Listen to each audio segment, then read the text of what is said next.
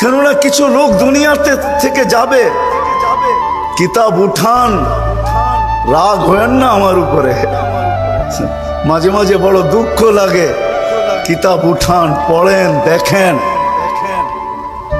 গবেষণা করেন, তারপরে বাহির করেন। কিছু লোক দুনিয়ার থেকে যাবে তো বটে, আমরা দাফনও করব মানুষ হিসাবে, জানাজাও হবে মানুষ হিসাবে, দোয়া কালামও পড়া হবে মানুষ হিসাবে, কিন্তু কবরে দিতে দেরি, চেঞ্জ হইতে দেরি হবে না। কসম খোদার, চেঞ্জ হয়ে যাবে।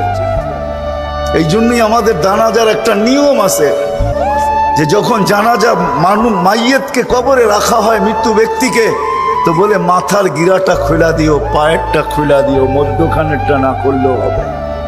কারণ কি জানেন? ফেরেশতা আয়েশা প্রথম চেহারা দেখবে, এটা কোন কোয়ালিটি।